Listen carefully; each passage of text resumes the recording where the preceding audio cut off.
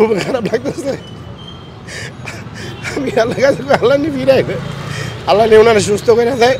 অনেক খারাপ লাগে, অনেক খারাপ লাগে। আমার মনে হয় যে উনি আমার রক্ত কেউ আমাদের সবার বাংলাদেশের মানুষের একদম প্রাণপ্রিয় নেত্রী, আপসীন নেত্রী। ওনারা যেন আল্লাহ আমাদের সবার মাঝে ফিরাই দেয়। দলমল বুঝি না, সবাই ওনার জন্য দোয়া করতেছে। আমাদের গ্রামের, আমাদের এই গ্রাম থেকে গ্রামান্তরে আমার মনে হয় না কোনো মানুষ ওনার জন্য বদদোয়া দেয়। সবাই ওনার জন্য দোয়া করতেছে।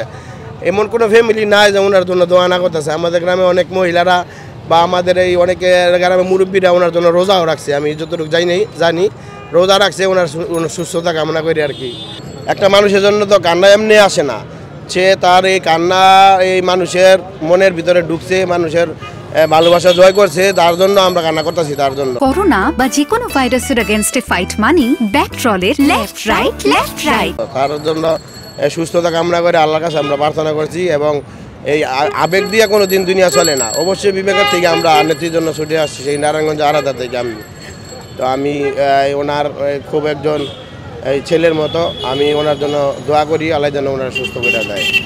আর আমি মনে করি বাংলাদেশের প্রত্যেকটা মানুষই ওনারে দেখার জন্য বা ওনারে এই খবরটা করার জন্য মানুষে সবসময় এখন মনে করি নেটে বা টিভিতে বসে থাকতেছে, কেমন আছে না আছে। আর ওইটা তো একজনের জিজ্ঞাসা করতে আছে যে খালেদা জিয়ার অবস্থা কী অবস্থা এরকম মানুষ একজনের বিরুদ্ধে জিজ্ঞাসা করতে আছে। অনেক খারাপ লাগে। আমার মনে হয় যে উনি আমার রক্ত কেউ। আমরা বিএনপির সাথে মানে বিএনপি রাজনীতি করি ছোটোকাল থেকেই। আমার আব্বাও বিএনপি ছিল, আমরা আমাদের ফ্যামিলিগতভাবে আমরা বিএনপির অন্তর্ভুক্ত। আমার আব্বা খালেদা জিয়ার বা আমরা ছোটোকাল থেকে আমার আব্বার মুখ থেকে আমরা এই তারেক জিয়া বা খালেদা জিয়ার জিয়াউর রহমানের খুব প্রশংসা শুনতাম। উনি এক মহিষী নারী, আপসী নারী, এগুলি তো আমি নিজেও অনেকটা দেখছি বিগত 17 বছরে।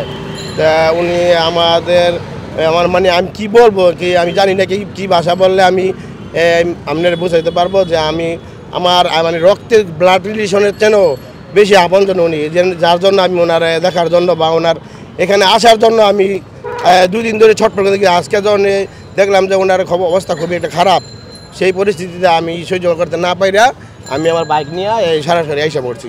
দুপুরে খাওয়া দাওয়া করে সাথে আমি রওনা দিয়ে এই মাত্র আসছি। প্রায় 1 ঘন্টা হইব, প্রায় কাছে 1 ঘন্টা। খুব খারাপ লাগতেছে। আমি আল্লাহ কাছে আল্লাহ নিয়ে ফিরাই আল্লাহ নিয়ে ওনারা সুস্থ করে দেয়। না আমরা ভাবি না এমন অসুস্থ হয়ে যাবো আমাদের নেতৃত্ব। আমরা এটার জন্য একটা হইলো যে আমাদের নেতৃত্ব বিগত আমলে বিভিন্ন জেল জুলুম বিনায়নায় অত্যাচারিত হয়েছে এবং ওনারা বিভিন্ন মিথ্যা মামলা দিয়া জেল জুলুম খাড়াইয়া ওনার এই শরীরটা আজকে এই খারাপ বানাইছে। এটার জন্য বিগত সরকারই দায়ী। এটা আমার দৃষ্টিতে বলে যে নাহলে একজন প্রধানমন্ত্রীর সাধারণ একটা মামলা দিয়ে এরকমভাবে জেল খাড়াইলো, তার কোনো সেই সামাজিক মানবাধিকার লঙ্ঘন হয়েছে তার উপরে। তো সে ন্যূনতম চিকিৎসাটুকু পায় নাই কা, তার উপরে অনেক মানে এইটাকে মানবতাহীন একটা হয়েছে, বর্বরোত্তরিত একটা আচরণ হয়েছে। একটা প্রধানমন্ত্রী, 3বারের প্রধানমন্ত্রী, যে বাংলাদেশের 90% লোক যারা পছন্দ করে।